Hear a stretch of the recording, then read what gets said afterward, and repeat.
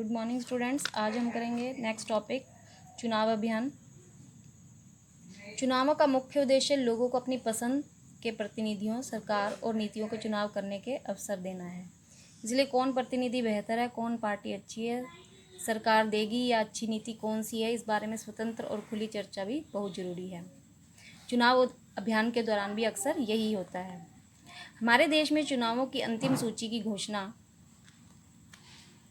होने और मतदान की तारीख के बीच आमतौर पर 2 सप्ताह का समय चुनाव प्रचार के लिए दिया जाता है। इस अवधि में उम्मीदवार मतदाताओं से संपर्क करते हैं, राजनेता चुनावी सभाओं में भाषण देते हैं और राजनीतिक पार्टियां अपने समर्थकों को सक्रिय करती है। इस अवधि में अखबार और टीवी चैनलों पर चुनाव से जुड़ी खबरें और बहसें भी होती हैं, पर असल में चुनाव अभियान सिर्फ 2 हफ्ते नहीं चलता।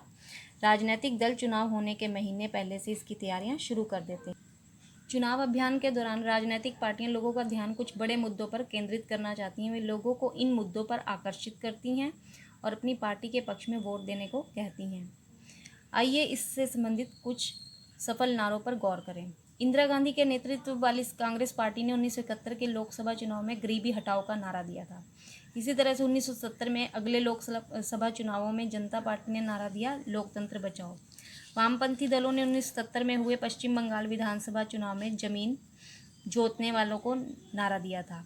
1983 के आंध्र प्रदेश के विधानसभा चुनावों में तेलुगु देशम पार्टी ने तेलुगु स्वाभिमान का नारा दिया।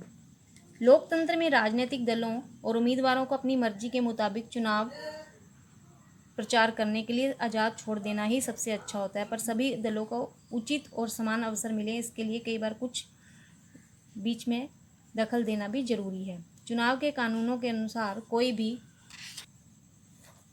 उम्मीदवार या पार्टी ये सब काम नहीं कर सकती, जैसे कि मतदाता को प्रलोभन देना, घूस देना या धमकी देना, उनसे जाति या धर्म के नाम पर वोट मांगना, चुनाव अभियान में सरकारी संसाधनों का इस्तेमाल करना, लोकसभा चुनाव में एक निर्वाचन क्षेत्र में 25 लाख या विधानसभा चुनाव में 1 लाख रुपये से ज़्यादा खर्च करना। अगर वे इनमें से किसी मामले में दोषी पाए जाते हैं तो चुने जाने के बावजूद भी उनका चुनाव रद्द घोषित हो सकता है। इन कानूनों के अलावा हमारे देश की सभी राजनीतिक पार्टियों ने चुनाव प्रचार की आदर्श आचार संहिता को भी स्वीकार किया है। इसमें उम्मीदवारों और पार्टियों को यही सब करने की मनाही है, जैसे चुनाव प्रचार के लिए किसी धर्मस्थल का उपयोग, सरकारी वाहन, विमान, अधिकारियों का चुनाव में उपयोग, चुनाव की अधिघोषणा हो जाने के बाद मंत्री किसी बड़ी योजना का शिलान्यास, बड़े नीतिगत फैसले या लोगों को सुविधाएं देने वाले वायदे नहीं कर सकते। नेक्स्ट टॉपिक है मतदान और मतगणना। बाकी सभी चरणों की भांति नेक्स्ट जो और आखिरी चरण है वो है मतदाताओं द्वारा वोट देना। इस दिन को आमतौर पर चुनाव का दिन कहते हैं। मतदाता सूची में नाम वाला हर व्यक्ति अपने इलाके में स्थित मतदान केंद्र पर जाता है। यह अस्थायी तौर पर स्थानीय स्कूल या किसी सरकारी इमारत में बना होता है। जब मतदाता मतदान केंद्र पर जाता है तो चुनाव अधिकारी उसे पहचान कर उसकी उंगली पर एक काला निशान लगा देते हैं और उसे वोट डालने की अनुमति मिल जाती है। सभी उम्मीदवारों के एजेंटों को मतदान केंद्र में अंदर बैठने की इजाज़त होती है, जिससे कि वे देख सके कि चुनाव ठीक ढंग से हो रहा है या नहीं। पहले मतदाता एक मतपत्र पर अलग अलग छपे उम्मीदवारों के नाम और चुनाव चिन्ह में से अपनी पसंद के उम्मीदवार के चुनाव चिन्ह पर मोहर लगाकर अपनी पसंद जाहिर करते थे, पर अब इलेक्ट्रॉनिक वोटिंग मशीनों का इस्तेमाल होने लगा है, जिसे ईवीएम भी कहा जाता है। मशीनों के ऊपर उम्मीदवारों के नाम लिखे रहते हैं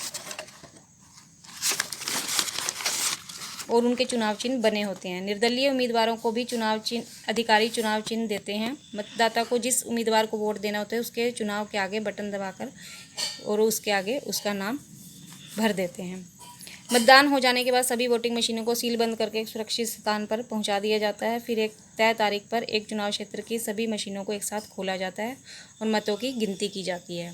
वहां सभी दलों के एजेंट होते हैं, जिसमें मतगणना का काम निष्पक्ष ढंग से हो सके। किसी चुनाव क्षेत्र में सबसे ज़्यादा मत पाने वाले उम्मीदवार को विजयी घोषित किया जाता है। आम चुनाव में अमूमन सभी निर्वाचन क्षेत्र में मतगणना एक ही तारीख होती है। टीवी चैनल, रेडियो और अखबारों के लिए यह बड़ा अवसर होता है और वे इसकी पूरी खबरें विस्तार से देते हैं।